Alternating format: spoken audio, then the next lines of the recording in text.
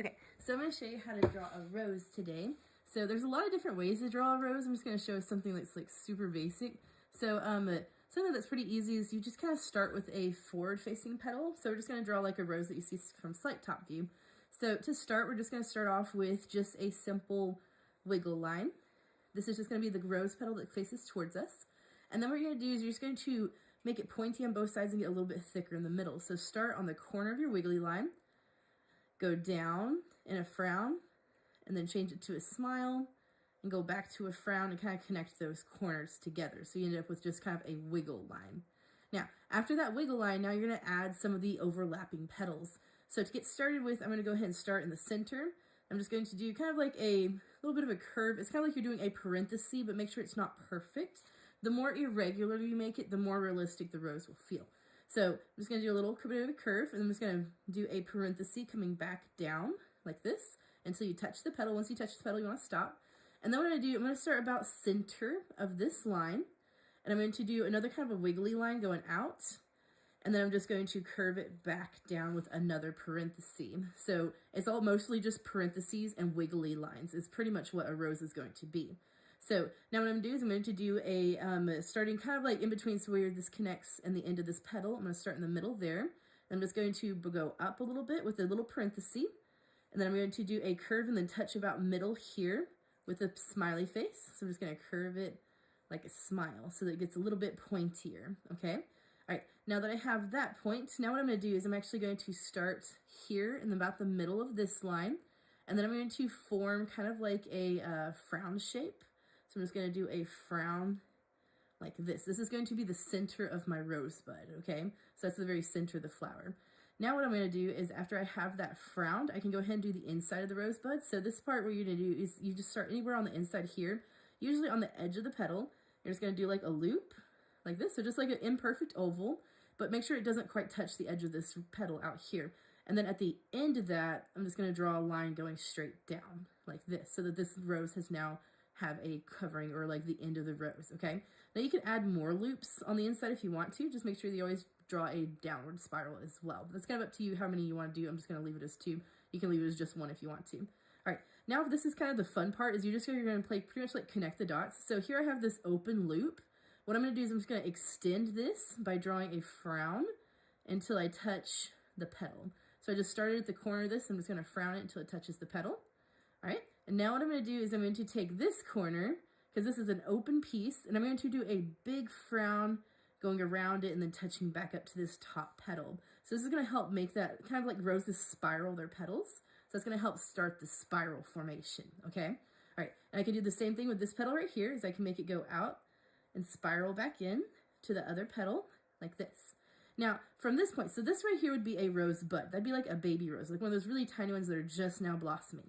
Now, in order to make it feel more like an actual rose, though, we're going to start drawing the petals that come out from the center of the rose. So to do that, all you do is you just basically start somewhere, and then you're just going to do a frown or a wiggle. I'm going to start with just a frown, like this, and then you just stop back on another piece of the previous rose. So start kind of in the middle-ish of this one, and then we're just going to do big frown, come back down, and stop somewhere else on the rose. Now, it kind of depends on how big you want the rose. You can add multiple of these. It's entirely up to you, but you just want to keep going with those motions. So you can just start on a petal, do big frown, connect it back somewhere, okay? You can also throw in some pointed petals. Not all rose petals are perfectly smooth. Like if you want to add a rougher one, I'm just going to start on a previous one. I'm just going to start on this top one here. I'm going to start with kind of like a frown, but I'm going to add a point to it. So I'm going to add a wiggle so that it kind of curves. And then I'm going to make a curve going back down. So now I have made more of a stretched out S shape. And now I've made that petal have more of a point to it, okay? All right, so I can add another one of those if I want. So I can start here, and I can go down, make it point, do a big smile, bring it back up like this.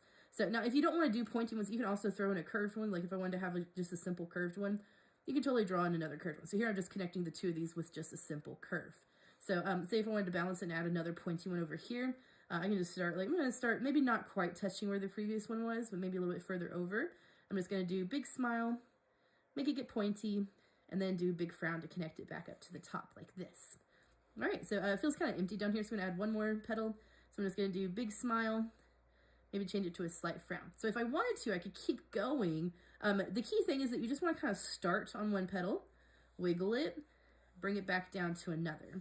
Start on one petal, give it a little wiggle, bring it back down, and you just keep doing that until you get however many rose petals that you want. So just always make sure that you kind of start on one and you end on another, like this. And that'll be how you add your rose. So keep adding more petals or just keep it a few petals, kind of up to you. You can also go back in and add a few texture lines by adding like little bitty diagonal lines to some of your rose petals. This is not a necessary step, but sometimes it makes it look a little bit more interesting and adds a little bit more character to your rose. For rose leaves, all you have to do is just draw a big frowny face, start somewhere else, connect it together with a big smiley face. And some roses have wiggly leaves where you can just do like some zigzags on them. So you can just change that line quality to be more ziggy. And you just add like the vines that kind of space out. It's like you're basically drawing the letter Y over and over in order to create some of that illusion.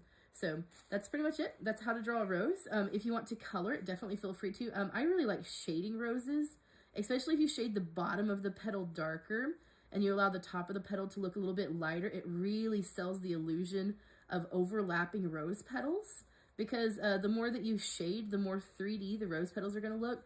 But just anywhere that basically the bottom of the rose petal would be, shade it darker, but leave that tip really bright. Or if you are coloring it, make it a brighter color. So say if you're coloring a red rose, you can color the whole thing really, really lightly first, and then go back and add some darker colors in just the bottom or the overlaps of the petals, and that'll make it look so much more 3D and make it feel a lot more like a rose. Because the more you shade, the more 3D it looks and the more interesting I personally think it looks. I really personally like shading my drawings just to make them pop more. But if you don't want to shade it, you totally don't have to. That's entirely your decision.